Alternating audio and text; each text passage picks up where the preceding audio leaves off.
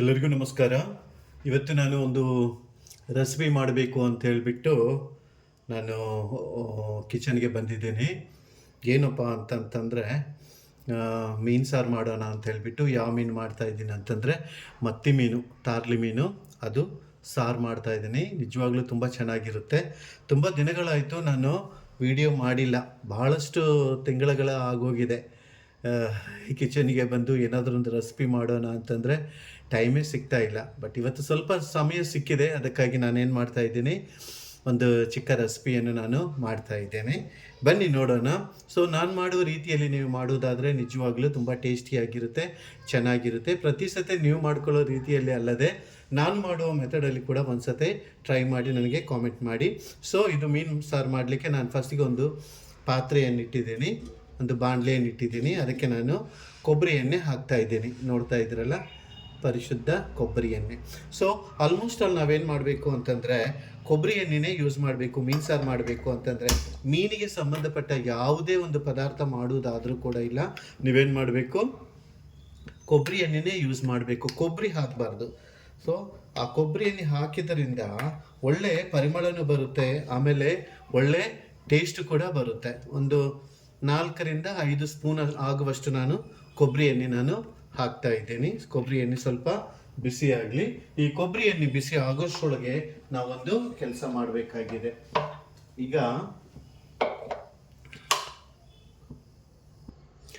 ಮೀನಿಗೆ ಸಂಬಂಧಪಟ್ಟ ಯಾವುದೇ ವಿಧವಾದ ರೆಸಿಪಿಗಳನ್ನೇ ನೀವು ಮಾಡ್ತಾ ಇದ್ದರೆ ನೀವು ಮೊದಲನೇ ಸ್ಥಾನ ಕೊಬ್ಬರಿ ಎಣ್ಣೆಗೆ ನೀವು ಕೊಡಿ. ಯಾಕಂದರೆ ಕೊಬ್ಬರಿ ಎಣ್ಣೆಯಿಂದ ಮಾಡುವಂಥ ಯಾವುದೇ ಮೀನಿನ ಒಂದು ರೆಸಿಪಿಗಳು ನಿಜವಾಗ್ಲೂ ಅಷ್ಟು ಟೇಸ್ಟ್ ಆಗಿರ್ತವೆ, ರುಚಿಯಾಗಿ ಕೂಡ ಇರ್ತವೆ, ಮತ್ತು ಬೇರೆ ಫ್ಲೇವರ್ಲಿಂದ ನಾವು ಇನ್ನೂ ಜಾಸ್ತಿ ತಿನ್ನಲಿಕ್ಕೆ ಅನುಕೂಲ ಆಗುತ್ತೆ. ಗೆಸ್ಟುಗಳು ಯಾರಾದರೂ ಬರೋದಾದರೆ ನೀವು ಈ ರೀತಿಯಾಗಿ ಮಾಡಿಕೊಡ್ಬೋದು. ಇದಕ್ಕೆ ನಾನು ಒಂದು ಮಿಕ್ಸಿ ಜಾರ್ ತೆಗೆದುಕೊಂಡು 4-5 ಈರುಳ್ಳಿಯನ್ನು ಸಣ್ಣ ಸಣ್ಣ ಪೀಸಸ್ ಆಗಿ ಕಟ್ ಮಾಡಿ ಇಟ್ಕೊಂಡಿದ್ದೀನಿ. ಅದೇ ರೀತಿಯಾಗಿ ನಾನು ಒಂದು 5-6 ಟೊಮೆಟೊಗಳನ್ನು ಕೂಡ ತೆಗೆದುಕೊಂಡು ಈ ರೀತಿಯಾಗಿ ಸಣ್ಣ ಪೀಸಸ್ ಕಟ್ ಮಾಡಿಕೊಂಡು ಬಂದಿದ್ದೀನಿ. ಆದುದರಿಂದ ಇದನ್ನು ನಾನು ಗ್ರೈಂಡರಲ್ಲಿ ಹಾಕಿ ಚೆನ್ನಾಗಿ ಪೇಸ್ಟ್ ಮಾಡ್ತೀನಿ. ಅಷ್ಟರೊಳಗೆ ಈ ಎಣ್ಣೆ ಕೂಡ ಕಾದಿರುತ್ತೆ. ಈ ಬಾಣಲೆಯಲ್ಲಿ ಹಾಕಿದ್ವಲ್ಲ, ಎಣ್ಣೆ ಕೂಡ ಕಾದಿರುತ್ತೆ. ಆ ಎಣ್ಣೆ ಕಾಯೋಷ್ಟರೊಳಗೆ ನಾನು ಇದನ್ನು ಮಿಕ್ಸಿ ಮಾಡಿಕೊಂಡು ಬರ್ತೀನಿ. ಈಗ ಎಣ್ಣೆ ಚೆನ್ನಾಗಿ ಬಿಸಿಯಾಗಿದೆ. ಈಗ ನಾನು ಈರುಳ್ಳಿ ಮತ್ತು ಟೊಮೆಟೊ ನಾನು ತೋರಿಸಿದ್ದೀನಲ್ಲ, ಅದನ್ನು ಪೇಸ್ಟನ್ನು ಇದರಲ್ಲಿ ಹಾಕ್ತೀನಿ ನೋಡಿ. ಇದರಲ್ಲಿ ಬೇರೆ ಏನು ಹಾಕಲಿಲ್ಲ, ಈರುಳ್ಳಿ ಟೊಮೆಟೊ ಬಿಟ್ಟು ಮತ್ತು ಬೇರೆ ಎಂಥದ್ದು ಹಾಕಿಲ್ಲ. ಈರುಳ್ಳಿ ಟೊಮೆಟೊ ಮಾತ್ರವೇ ಈ ರೀತಿಯಾಗಿ ಪೇಸ್ಟ್ ಮಾಡ್ಕೊಂಡು ಬಂದು ಹಾಕಿದ್ದೀನಿ. ಇದು ಚೆನ್ನಾಗಿ ಫ್ರೈ ಆಗಬೇಕು. ಒಂದು 15-20 ನಿಮಿಷ ತನಕ ಚೆನ್ನಾಗಿ ಫ್ರೈ ಆಗಿ ಈ ಈರುಳ್ಳಿ ಮತ್ತು ಟೊಮೆಟೊಯಲ್ಲಿರುವಂಥ ಎಲ್ಲ ವಾಟರ್ ಕ್ವಾಂಟಿಟಿ ಹೋದ ಮೇಲೆ ಅದು ಚೆನ್ನಾಗಿ ಫ್ರೈ ಆದ ಮೇಲೆ ಅದೊಂದು ಸ್ಟ್ರಕ್ಚರೇ ಬೇರೆ ಆಗಿರುತ್ತೆ. ಅದು ನಾನು ತೋರಿಸ್ತೀನಿ. ಸೊ ಇದು ಸ್ವಲ್ಪ ಫ್ರೈ ಆಗಲಿ.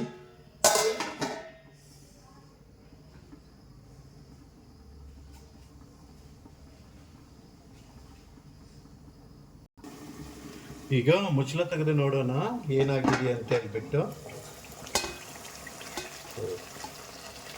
ಇನ್ನೂ ಚೆನ್ನಾಗಿ ಇದು ಫ್ರೈ ಆಗಬೇಕಾಗಿದೆ. ನೀರು ಇನ್ನೂ ಇದೆ, ಆ ಬಬಲ್ಸ್ ಎಲ್ಲ ಬರಬಾರ್ದು. ಸೊ ಇನ್ನೊಂದು 10-15 ನಿಮಿಷ ಇದು ಇದೇ ರೀತಿಯಾಗಿ ಬಿಟ್ಟರೆ ಆಯಿಲೆಲ್ಲ ಮೇಲೆ ಬಂದುಬಿಡುತ್ತೆ. ಮೇಲೆ ಬಂದ ಮೇಲೆ ಅದು ಫುಲ್ ಫ್ರೈ ಆಗಿದಂಗೆ. ಈಗ ನೀವು ನೋಡ್ತಾ ಇದ್ರಲ್ಲ, ಇದೊಂಥರ ಆರೆಂಜ್ ಕಲರ್ ಟೈಪ್ ಕಾಣಿಸ್ತಾ ಇದೆ. ಆದರೆ ಫುಲ್ ಫ್ರೈ ಆಗಿದ್ದಾಗ ಕಂದು ಬಣ್ಣಕ್ಕೆ ಬರುತ್ತೆ. ಆ ಬಣ್ಣ ಬರುವವರೆಗೂ ಇದನ್ನು ಚೆನ್ನಾಗಿ ನಾವು ಫ್ರೈ ಮಾಡಬೇಕು.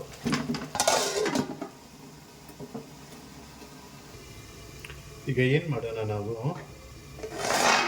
ಈಗ ನೋಡಿ ಆಯಿಲ್ ಮೇಲಕ್ಕೆ ಬರ್ತಾ ಇದೆಯಲ್ಲ, ಇಂಥ ಸಂದರ್ಭದಲ್ಲಿ 2 ಸ್ಪೂನ್ ಆಗುವಷ್ಟು ಶುಂಠಿ ಬೆಳ್ಳುಳ್ಳಿ ಪೇಸ್ಟನ್ನು ನಾವು ಹಾಕೋಣ. ಎಸ್, ಅದರ ಜೊತೆಯಲ್ಲಿ ಇದು ಕೂಡ ಚೆನ್ನಾಗಿ ಫ್ರೈ ಆಗಿ ಒಳ್ಳೆ ಕಂದು ಬಣ್ಣಕ್ಕೆ ಬಂದುಬಿಡುತ್ತೆ. ಚೆನ್ನಾಗಿ ಫ್ರೈ ಆಗಬೇಕಿದು. ಡಾರ್ಕ್ ಮರೂನ್ ಕಲರ್ ಬಂದರೆ ನಿಜವಾಗ್ಲೂ ಚೆನ್ನಾಗಿರುತ್ತೆ. ಮುಚ್ಚಳ ಇಟ್ಬಿಡೋಣ. ಇದು 10-15 ನಿಮಿಷ ಆಗಿದೆ. ಇದನ್ನು ಇಟ್ಬಿಟ್ಟು ನೋಡೋಣ ಯಾವ ರೀತಿಯಾಗಿ ಬಂದಿದೆ ಅಂತ ಹೇಳ್ಬಿಟ್ಟು. ಫ್ರೆಂಡ್ಸ್, ನೋಡ್ತಾ ಇದ್ರಲ್ಲ ಎಷ್ಟು ಕಂದು ಬಣ್ಣಕ್ಕೆ ಬಂದಿದೆ ಅಂತ ಹೇಳ್ಬಿಟ್ಟು. ಆಲ್ಮೋಸ್ಟ್ ಆಲ್ ಇದು ಆಗಿದೆ. ಇಷ್ಟು ಫ್ರೈ ಆಗಬೇಕು ನೋಡಿ. ಒಂಚೂರು ಇದರಲ್ಲಿ ತೋರಿಸ್ತಾ ಇದ್ದೀನಿ ನೋಡಿ.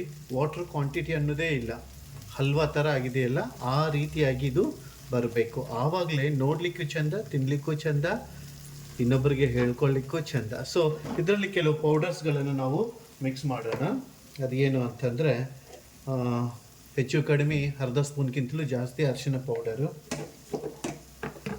ಆನಂತರ ಒಂದು ಉಪ್ಪು, ಇದು 2 3, ಆಮೇಲೆ ಕಡಿಮೆ ಆದರೆ ನೋಡಿ ಹಾಕ್ಕೊಳ್ಳೋಣ.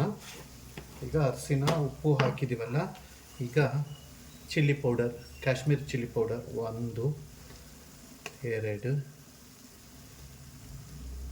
3, ಇನ್ನೊಂದು ಸ್ಪೂನ್ 4 ಚಿಲ್ಲಿ ಪೌಡರ್ ಹಾಕಿದ್ದೀನಿ. ಆನಂತರ ಈಗ ಮೇಯ್ನ್ ಇಂಗ್ರೀಡಿಯೆಂಟ್ ಏನಂತಂದರೆ ಧನಿಯಾ ಪೌಡರ್ 1 2 3 ಸ್ಪೂನು ಧನಿಯಾ ಪೌಡರ್ ಹಾಕಿದ್ದೀನಿ. ಇನ್ನೊಂದು ಐಟಮ್ ಏನು ಅಂತಂದರೆ ಸ್ವಲ್ಪ ನಾವು ಇದಕ್ಕೆ ಪೆಪ್ಪರ್ ಪೌಡ್ರ್ ಕೂಡ ಹಾಕಬೇಕು, ಫ್ಲೇವರ್ ಚೆನ್ನಾಗಿರುತ್ತೆ.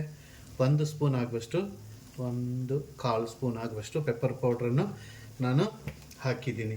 ಸೊ ಈ ಎಲ್ಲ ಪೌಡ್ರುಗಳನ್ನು ಮಿಕ್ಸ್ ಮಾಡಿ ನಾವೇನು ಮಾಡಬೇಕು ಅಂತಂದರೆ ಈ ರೀತಿಯಾಗಿ ಕಲಿಸ್ಬಿಡ್ಬೇಕು, ಚೆನ್ನಾಗಿ ಕಲಿಸ್ಬೇಕು. ಇದರ ಜೊತೆಯಲ್ಲಿ ನಾನು ಕೇರಳ ಹುಳಿಯನ್ನು ಹಾಕ್ತಾ ಇದ್ದೀನಿ. ಕೆಲವು ಜನರು ನಮ್ಮ ಕರ್ನಾಟಕದಲ್ಲಿ ಸಿಗುವಂಥ ಹುಣಸೆ ಹುಳಿ ಹಾಕ್ತಾರೆ, ಅದನ್ನು ಹಾಕ್ಬೋದು.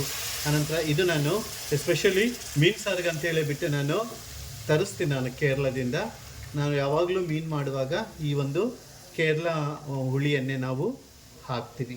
ಇದರದ್ದು ಟೇಸ್ಟ್ ಚೆನ್ನಾಗಿರುತ್ತೆ, ಫ್ಲೇವರ್ ಚೆನ್ನಾಗಿರುತ್ತೆ, ಆಮೇಲೆ ಇದರದ್ದು ಒಂದು ಪರಿಮಳನೇ ಬೇರೆಯಾಗಿ ಇರುತ್ತೆ. ಸೊ ಇಷ್ಟೆಲ್ಲ ಆಯ್ತಲ್ಲ. ಸೊ ನಮ್ಮ ಮೀನು ಎಷ್ಟಿದೆ ಸೊ ಅದನ್ನು ನೋಡಿಕೊಂಡು ನಾವೇನು ಮಾಡಬೇಕು ಅಂತಂದರೆ ನೀರು ಹಾಕ್ಕೋಬೇಕು. ಸೊ ನೀರು ಹಾಕೋದನ್ನು ಕೂಡ ನಾನು ತೋರಿಸ್ತೀನಿ. ಈಗ ನೀವು ನೋಡ್ತಾ ಇದ್ರಲ್ಲ, ಈ ರೀತಿಯಾಗಿದೆ.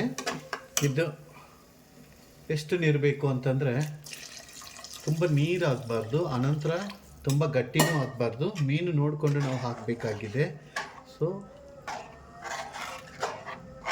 ಇದಿನ್ನೂ ಗಟ್ಟಿಯಾಗಿದೆ. ಸೊ ಆ್ಯಕ್ಚುಲಿ ನಾನು ಮೀನೇ ತೋರಿಸಿಲ್ವಲ್ಲ, ಇಲ್ಲಿದೆ ನೋಡಿ ಮೀನು. ಇದು ಸುಮಾರು 2 kg ಆಗುವಷ್ಟು ತಾರ್ಲೆ ಮೀನು. ಸೊ ಈ ತಾರ್ಲೆ ಮೀನನ್ನು ನಾನು ಯಾಕೆ ಪ್ರಿಫರ್ ಮಾಡ್ತೀನಿ ಅಂತಂದರೆ ತುಂಬ ರುಚಿಯಾಗಿರ್ತವೆ. ಸಮುದ್ರ ಮೀನುಗಳಲ್ಲಿ ಅತ್ಯಂತ ರುಚಿಯಾಗಿರುವಂಥ ಮೀನು ಯಾವುದು ಅಂತಂದರೆ ತಾರ್ಲೆ ಮೀನು. ಸೊ ಈ ಮೀನು ಮಾಡುವ ರೀತಿಯಲ್ಲಿ ಮಾಡೋದಾದರೆ, ಈ ಪದ್ಧತಿಯಲ್ಲಿ ನೀವು ಮಾಡುವುದಾದರೆ ನಿಮಗೆ 1 ವಾರ ಇಟ್ಟರೂ ಕೂಡ ಇಲ್ಲ ಈ ಮೀನು ಸಾರು ಕೆಟ್ಟು ಹೋಗಲ್ಲ, ಅಷ್ಟು ಚೆನ್ನಾಗಿ ಇರುತ್ತೆ. ಇನ್ನು ಸ್ವಲ್ಪ ನೀರು ಹಾಕೋಣ.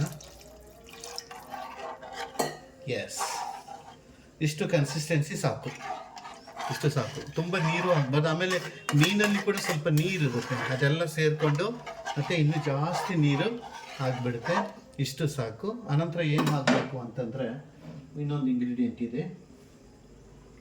ಇಲ್ಲಿ ನೋಡಿ, ನಾನು ಸ್ವಲ್ಪ ಬೆಳ್ಳುಳ್ಳಿಯನ್ನು ಕಟ್ ಮಾಡಿ ಇದರಲ್ಲಿ ನಾನು ಹಾಕ್ತಾಯಿದ್ದೀನಿ.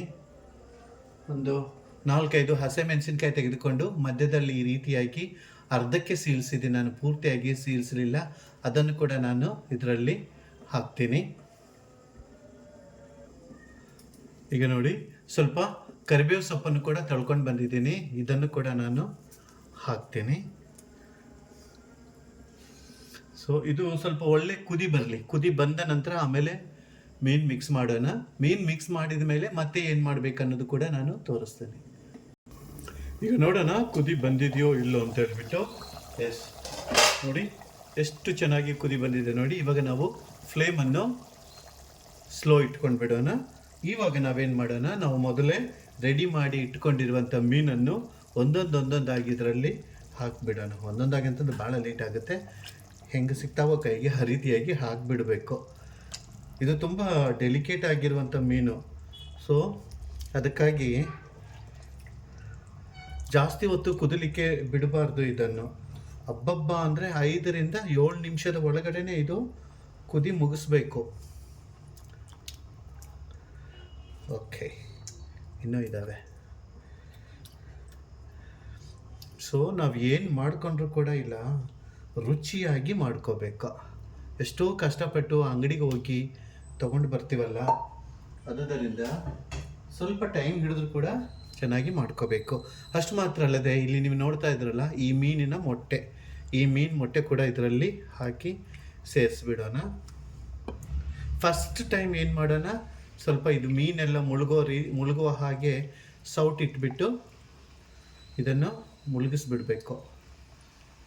ಎಸ್, ಆಮೇಲೆ ಸೌಟು ಕುದಿಯುವಾಗ ಇಡಲೇಬಾರ್ದು.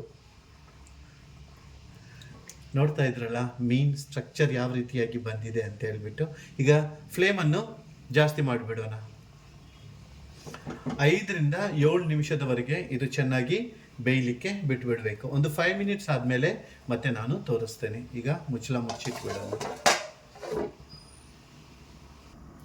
ಆ ಮೀನು ಸಾರು ಬೇಯಿಸೊಳಗೆ ನಾನು ನಿಮಗೆ ಒಂದು ಸರ್ಪ್ರೈಸ್ ತೋರಿಸ್ತೀನಿ ನೋಡಿ. ಇಲ್ಲಿದೆ, ಇಲ್ಲಿ ನೋಡಿ ಎಷ್ಟು ದೊಡ್ಡ ಏಡಿ ಇದ್ದಾವೆ ನೋಡಿ.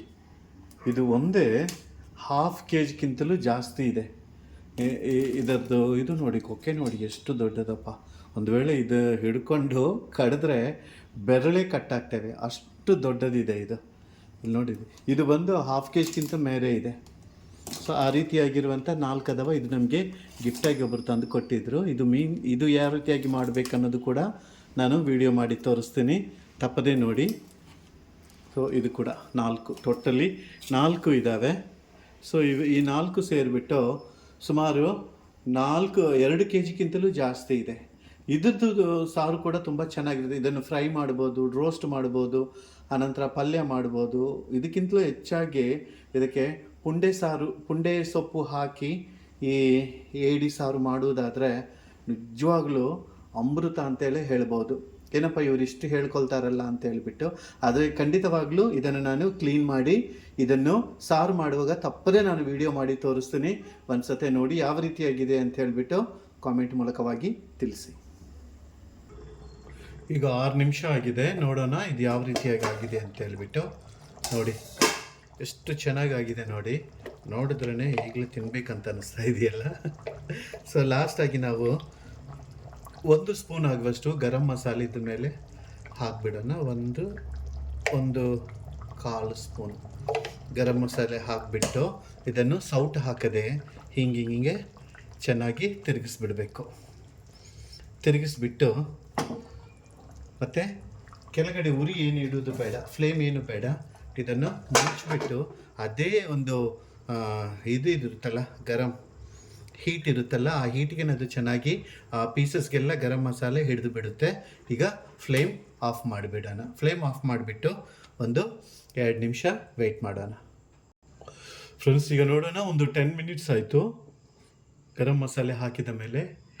ಈಗ ನೋಡಿ ಯಾವ ರೀತಿಯಾಗಿದೆ ಅಂತ ಹೇಳ್ಬಿಟ್ಟು. ಎಷ್ಟು ಚೆನ್ನಾಗಿ ಕಾಣಿಸ್ತಾ ಇದೆಯಲ್ಲ, ಅಷ್ಟೇ ಸೂಪರಾಗಿ ಟೇಸ್ಟಾಗಿ ಕೂಡ ಇರುತ್ತೆ. ನಾನು ಯಾಕೆ ಈ ರೀತಿಯಾಗಿ ಒತ್ತಿ ಹೇಳ್ತೀನಿ ಅಂತಂದರೆ, ಎಷ್ಟೋ ಕಷ್ಟಪಟ್ಟು ನಾವು ಮೀನು ಮಾರ್ಕೆಟ್ಗೆ ಹೋಗಿ ಮೀನುಗಳನ್ನೆಲ್ಲ ತರ್ತೀವಿ. ಆನಂತರ ಎಷ್ಟೋ ದುಡ್ಡು ಕೊಟ್ಟು ಕೂಡ ನಾವೇನು ಮಾಡ್ತೀವಿ, ಮೀನು ಪರ್ಚೇಸ್ ಮಾಡ್ಕೊಂಡು ಬರ್ತೀವಿ. ಅದನ್ನು ಸರಿಯಾದ ವಿಧದಲ್ಲಿ ನಾವು ಸಾರೋ, ಫ್ರೈನೋ ಅಥವಾ ಗ್ರೇವಿನೋ ಏನಾದರೂ ಒಂದು ಮಾಡಿಕೊಂಡು ರುಚಿಯಾಗಿ ತಿನ್ನಬೇಕು. ಸೊ ಇನ್ನು ಮುಂದೆ ನೀವು ಕೂಡ ಈ ರೀತಿಯಾಗಿ ಮೀನು ಏನಾದ್ರು ತೆಗೆದುಕೊಂಡು ಬಂದರೆ, ಯಾವ ಮೀನಾದರೂ ಕೂಡ ಈ ಸ್ಟೈಲಲ್ಲಿ ಮಾಡಿ ಅದ್ಭುತವಾದ ರುಚಿಯನ್ನು ನೀವು ಕಾಣ್ತೀರಿ. ಏನಪ್ಪ ಇವರು ಮೀನು ಸಾರೆಲ್ಲ ಮಾಡ್ತಾರೆ, ಅಡುಗೆ ಎಲ್ಲ ಮಾಡ್ತಾರೆ ಅಂತೇಳಿ ತಿಳ್ಕೊಬೇಡಿ. ಆದರೆ ಫ್ಯಾಮ್ಲಿ ಅಂತ ಇರುವಾಗ ಒಂದ್ಸತೆ ನಮ್ಮ ಕೈ ರುಚಿ ಕೂಡ ಫ್ಯಾಮ್ಲಿಗೆ ತೋರಿಸ್ಬೇಕಾಗುತ್ತೆ. ನಾವು ಕೂಡ ಒಂದ್ಸತೆ ಅಡುಗೆ ಮಾಡಿ ಫ್ಯಾಮ್ಲಿಯಲ್ಲಿ ಹೆಂಡತಿ ಮಕ್ಕಳು ಎಲ್ಲರಿಗೆ ಹಿರಿಯರಿಗೆ ಕೊಡುವುದಾದರೆ ಅವರು ತಿಂದು ಸಂತೋಷ ಪಡ್ತಾರೆ. ಸೊ ನನ್ನ ಪಾಲ್ದಂತೂ ನಾನು ಮಾಡಿದ್ದೀನಿ. ಸೊ ನಿಮ್ಮ ಪಾಲಿದ್ದು ನೀವು ಮಾಡಿ.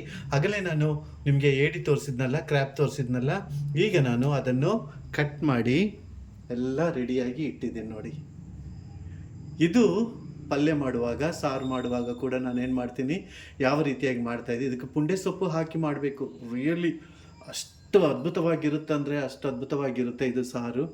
ಆದರೆ ಒಂದು ಏನಂತಂದರೆ, ಏಡಿ ಆಗಲಿ, ಅನಂತರ ಪ್ರಾನ್ಸ್ ಆಗಲಿ, ಮೀನಾಗಲಿ, ಯಾವುದೇ ಆಗಿರಲಿ, ನೀವು ಮಾಡುವಾಗ ಇದನ್ನು ಆವತ್ತೇ ತಿನ್ನಬಾರ್ದು. ಬೆಳಗ್ಗೆ ಮಾಡಿದರೆ ರಾತ್ರಿ ತಿನ್ನಬೇಕು, ರಾತ್ರಿ ಮಾಡಿದರೆ ಬೆಳಗ್ಗೆ ತಿನ್ನಬೇಕು. ಒಂದು 10ರಿಂದ 12 ತಾಸು ನೀವು ಗ್ಯಾಪನ್ನು ಕೊಡೋದಾದರೆ ಅದರ ರುಚಿಯಾದದ್ದು 2 ಪಟ್ಟು ಜಾಸ್ತಿ ಆಗುತ್ತೆ. ಹೋಪ್ ನೀವು ಎಂಜಾಯ್ ಮಾಡಿರ್ಬೋದು ಅಂತೇಳಿ ನೆನೆಸ್ತಾ ಇದ್ದೀನಿ. ಇನ್ನೊಂದು ರೆಸಿಪಿಯೊಂದಿಗೆ ಮತ್ತೊಂದು ಸತಿ ನಾನು ನಿಮ್ಮ ಜೊತೆಯಲ್ಲಿ ಭೇಟಿ ಆಗ್ತೀನಿ. ಅಲ್ಲಿ ತನಕ ಟೇಕ್ ಕೇರ್.